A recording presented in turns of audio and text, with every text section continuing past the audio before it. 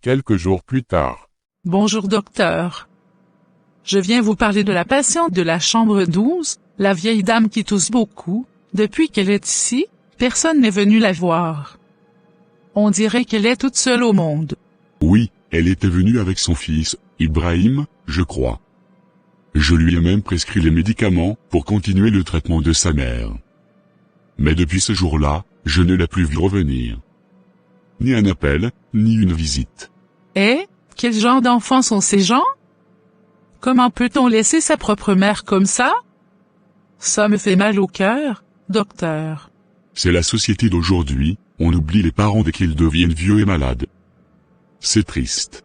Oui, docteur. C'est de la pure négligence. Une mère, c'est sacré.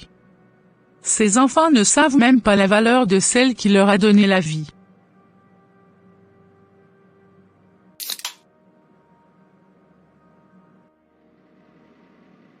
Oh mon Dieu, qu'est-ce que j'ai fait pour mériter ça? Est-ce ainsi que je vais mourir, seul, sans personne à mes côtés? J'ai tout sacrifié pour mes enfants, surtout pour Ali. J'ai souffert pour qu'ils aient une vie meilleure. Et aujourd'hui, pas un seul ne vient me demander si j'ai mangé, si je respire encore. Seigneur, toi seul connais la vérité de mon cœur. Si j'ai commis des fautes, pardonne-moi. Mais je t'en supplie, donne à mes enfants la sagesse de se souvenir d'où ils viennent. Et si ma fin est proche, accorde-moi au moins la paix dans mes derniers jours. Amin.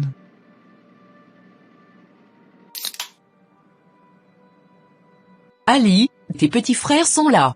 Ah, qu'est-ce qu'ils veulent encore? L'argent, je suppose. Tu as des projets à réaliser, n'est-ce pas? Et pourtant, on t'avait appelé, ta mère est à l'hôpital, malade.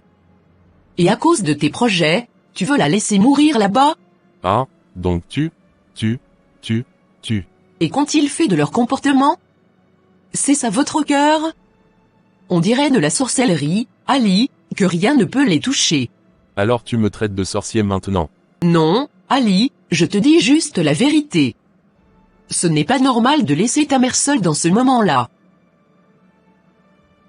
Bon, ça suffit, je ne veux pas continuer cette discussion maintenant.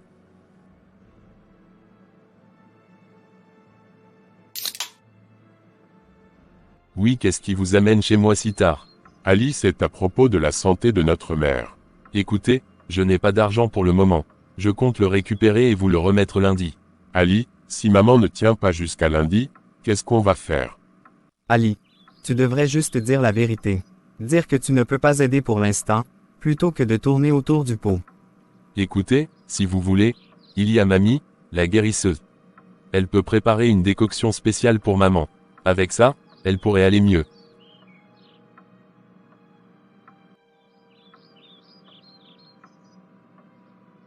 Quoi? Il parle encore de cette plante-là? Ce n'était pas cette plante qu'il avait apportée pour notre fils. Vous vous souvenez? Il avait failli mourir. Si je ne l'avais pas emmené à l'hôpital, je ne sais pas ce qu'il serait devenu. Franchement, Ali, tu te comportes comme un sorcier. Tu crois que tout peut se résoudre avec des plantes, alors que parfois la vie demande autre chose. Je veux juste aider, je fais ce que je peux.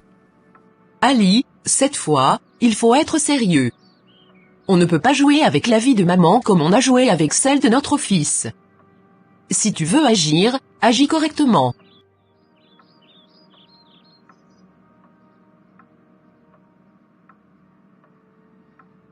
La discussion avait été extrêmement tendue. Pourtant, Ali resta ferme sur sa décision, l'argent ne sera donné que lundi matin. Mais, est-ce que sa mère pourra tenir jusque-là? Voyons ensemble ce qui va se passer ensuite.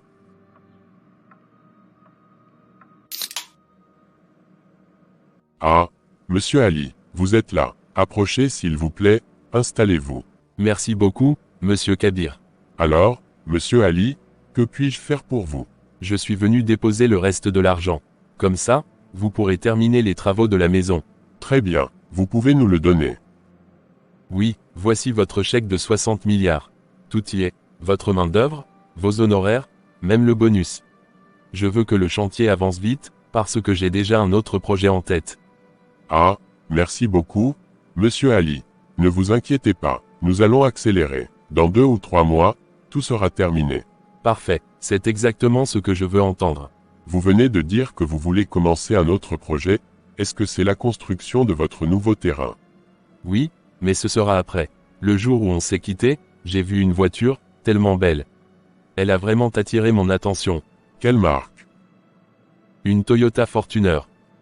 Ah, ça, c'est vraiment une voiture de luxe. Tout le monde ne peut pas se la permettre. Depuis ce jour-là, j'ai même commencé à déposer de l'argent dans un nouveau compte que j'ai ouvert. Est-ce que vous avez une idée du prix? Ça ne doit pas être moins de 30 millions de dollars. Mais je vais me renseigner pour vous donner l'information exacte. J'ai un ami spécialisé dans ce domaine. Très bien, j'attends donc votre appel pour avoir une idée claire. Le vendredi soir, un grand imam avait réuni toute la population dans la grande salle de la mosquée pour leur parler d'un thème très important, comment économiser pour bien préparer son avenir. La salle était pleine, l'attention générale, et soudain, des applaudissements éclatèrent. Bien-aimés dans le Seigneur, aujourd'hui, nous allons parler d'un sujet qui touche nos vies, l'importance d'économiser pour bien préparer notre avenir. Yes, ça, c'est un bon thème. Dans un village désertique vivaient 2 hommes, Youssef et Karim. Quand Youssef recevait des dattes ou de l'argent, il en mangeait un peu, en partageait avec les pauvres, et gardait le reste dans une jarre chez lui. Il disait, Allah aime ceux qui sont reconnaissants, mais aussi ceux qui sont prévoyants. Puis vint une année de grande sécheresse, plus de récolte, pas de commerce, ni de nourriture. Karim se retrouva sans rien. Affamé, il vint chez Youssef et lui dit, « Mon frère, aide-moi, je n'ai plus rien. » Youssef lui donna des dattes et lui répondit calmement, « Allah nous enseigne la tawakkul, confiance en lui, mais aussi la hikma, sagesse. Avoir confiance en Allah ne signifie pas ignorer les causes. Économiser aujourd'hui, ce n'est pas douter d'Allah, c'est utiliser l'intelligence qu'il nous a donnée. » Bon message imam continue. Mes frères et sœurs, oui, l'islam nous encourage à être prévoyants, à ne pas gaspiller, à économiser pour l'avenir. Mais il y a un piège dangereux, celui d'accumuler sans penser aux autres. Certaines personnes, en voulant protéger leur avenir, ferment leur cœur. Ils économisent mais n'aident plus leurs parents, malades. Ils veulent construire leur avenir mais deviennent aveugles à la souffrance des autres. Ce n'est plus de la sagesse, c'est de l'égoïsme déguisé. Une très bonne message imam continue seulement. Mais Ali, lui, n'a pas voulu écouter. Il a trouvé que l'imam en faisait trop. Il s'est levé et il est parti, avant même que le message soit terminé. Voilà, je suis blessé. Un sermon est censé conseiller, pas exposer la vie des fidèles. Je ne sais pas comment l'imam a su, mais ce n'est pas juste. L'islam enseigne le respect de la vie privée et le conseil en secret, pas en public. Pour l'instant, je ne reviendrai plus à cette mosquée. Qu'Allah nous guide. Ali, tu es là? Dis-moi d'abord, pourquoi es-tu parti avant la fin du discours de l'imam? Ne fais pas semblant, Aïssata. Je sais très bien que c'est toi qui es allé raconter ma vie. L'imam parlait de moi comme si j'étais son sujet du jour. À partir d'aujourd'hui, vous ne me verrez plus là-bas. Moi? Aller raconter ta vie? Ali, c'est ta conscience qui te dérange. Tu cherches juste des excuses pour ne pas reconnaître ton mauvais comportement. Ah bon, donc tu veux dire que ce message n'était pas une attaque contre moi? Ali, ouvre les yeux. Si tu t'es senti visé, c'est que le message te concernait. Mais au lieu de t'énerver, réfléchis un peu à ton comportement. Tu crois que tu peux me donner des leçons? Moi, je travaille dur pour cette famille, et c'est comme ça que tu me remercies. Travailler dur ne justifie pas ton égoïsme. Un homme doit aussi prendre soin des siens, pas seulement de ses projets. D'ailleurs, je perds mon temps ici. Au lieu de parler avec quelqu'un qui refuse de changer, je ferais mieux d'aller chercher mon fils à l'hôpital. On se reparlera plus tard. Reste comme tu es, puisqu'apparemment tu n'es pas prêt à changer. Ah! Madame Aïssata, je ne vous ai même pas vu arriver. J'étais vraiment concentrée sur ce que je faisais. Ah bon? Je suis désolée de t'avoir dérangé alors. Ne t'inquiète pas, ce n'est rien de grave. D'accord, merci beaucoup. Vous êtes très bien habillé aujourd'hui. On dirait que vous revenez d'un mariage. Vraiment, je suis flattée. Merci, c'est gentil de votre part. Bon, voici l'argent que je vous avais promis. C'est 350 000 francs. Essayez d'ajouter quelque chose pour commencer une petite activité. Je suis sûre que ça vous aidera dans beaucoup de choses. Waouh, ma sœur, je ne sais même pas comment te remercier. Après avoir pris soin de mon fils gratuitement, tu prends encore la peine de me soutenir. Franchement, je n'ai plus rien, je n'ai absolument rien à t'offrir. Mais que Dieu te le rende au centuple. Merci beaucoup pour ta générosité. Ça va, madame? Ce n'est rien. Le Coran nous demande de nous entraider. Donc ne me remercie pas autant. Rendons seulement toute la gloire à Dieu. Votre fils va très bien, il est dans sa chambre. Vous pouvez aller le voir. Tu vas beaucoup me manquer. Tu sais, je ferai tout pour venir te voir souvent. Je ne supporterai pas de rester longtemps sans te voir. C'est vraiment gentil de votre part, Madame Aïssata. Lundi à 5 heures du matin, la mère d'Ali souffre à l'hôpital.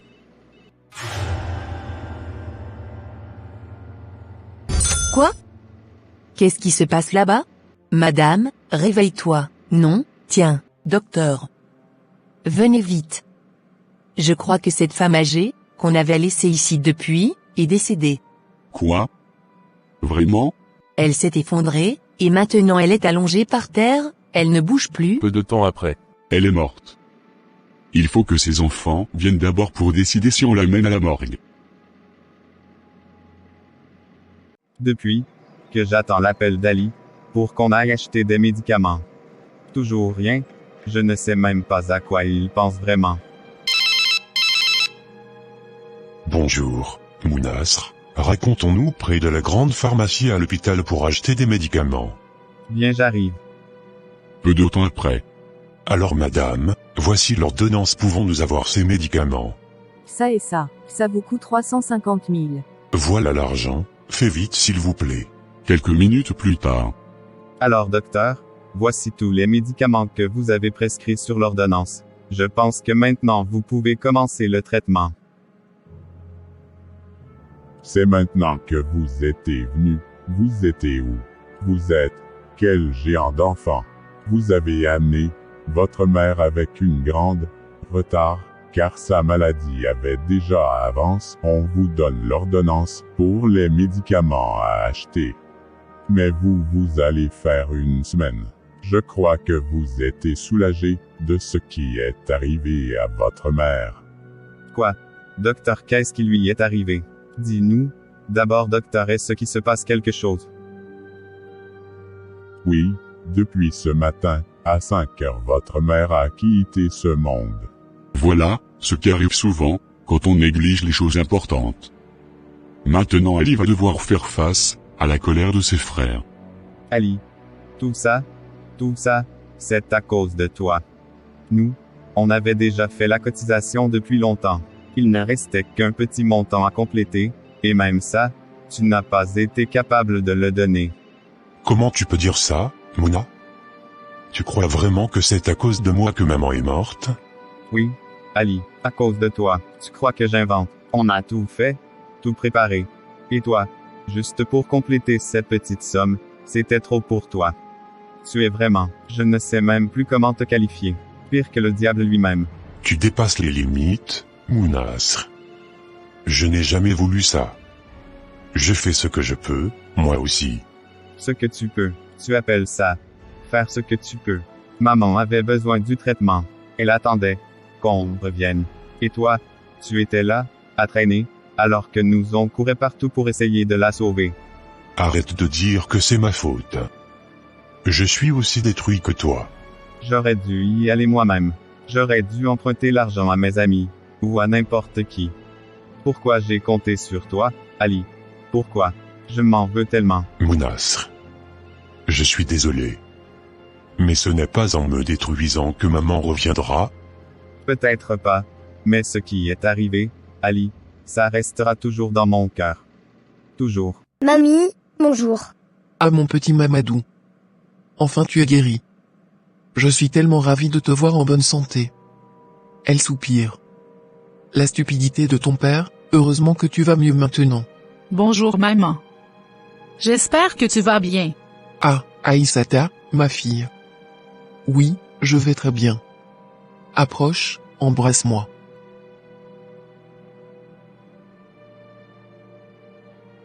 Maman, je suis venue pour notre rendez-vous d'une semaine. Tu m'avais promis quelque chose? Ne t'inquiète pas, ma fille. Tout est déjà prêt. Assieds-toi, on va discuter un peu. Excusez-moi, maman? Allô? Aïssata, c'est moi, Wakil. Je t'appelle pour t'annoncer que, maman est morte. Quoi? Comment ça? Oui, elle est morte ce matin. Et tout le monde dit que c'est à cause de ton mari. Ils disent qu'il est tellement égoïste, que c'est lui la cause de tout ça. Wakil, je ne sais pas quoi dire. D'accord. Je rentre tout de suite.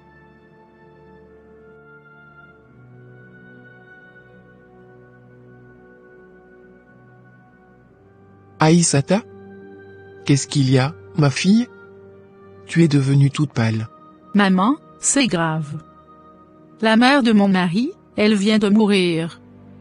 Et tous ses frères disent que c'est à cause de lui, que c'est de sa faute si leur mère est partie. Mon Dieu, quelle nouvelle, courage, ma fille. Va rejoindre ton mari, il aura besoin de toi. En tout cas, pour ce qu'Ali a fait, il aura chaud. S'il pouvait seulement nous ramener maman, hein. Calme-toi, mon petit frère. Oui, Ali a fait des erreurs, mais ce n'est pas le moment de mettre du désordre. On doit d'abord honorer notre mère. On ne peut pas créer des histoires alors qu'on n'a même pas encore enterré maman. Calmez-vous d'abord. Mais je vous préviens, ne touche pas sa femme, elle n'a rien fait. 3 jours après l'enterrement, la famille entière se réunit. L'ambiance est lourde, chacun essaie de contenir sa douleur. Bon, je sais que nous sommes tous choqués de la perte de maman, notre dernier parent. C'est difficile, mais pleurer ou s'inquiéter tout le temps ne va pas la ramener. Ali, est-ce que tu sais que si aujourd'hui maman n'est plus avec nous, c'est à cause de toi? Non. Non, non. Ce n'est pas à cause de moi. Je ne suis pas d'accord. Si, c'est bel et bien à cause de toi. Si tu avais donné ta part de la cotisation plus tôt, maman serait encore vivante aujourd'hui. Arrête ça, vite petit, je n'aime pas la façon dont tu m'adresses la parole. Vous croyez qu'on n'a jamais vu quelqu'un arriver à l'hôpital sans argent, et guérir quand même? Vous croyez qu'on n'a jamais vu quelqu'un agoniser dehors et finalement s'en sortir? Maman est morte parce que son temps était arrivé. Ce n'est pas à cause de l'argent. Quoi, Ali? Toi, tu es vraiment un sorcier quoi? C'est incroyable. Tu oses dire ça? D'où tu sors ce raisonnement? C'est pour ça que tu as traîné la dernière fois. Tu croyais à tes histoires d'inventeur de chance. La tension monte. Les frères n'arrivent plus à se contenir. Les paroles blessantes se transforment en gestes. Tu vas comprendre aujourd'hui. Viens, vers ici, aujourd'hui tu n'es plus notre grand frère. Et ça, c'est pour maman. Vous deux, arrêtez, stop.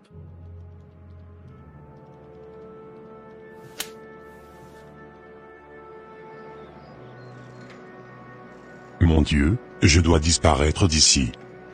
Si je reste, ces gens-là peuvent me tuer gratuitement comme ça.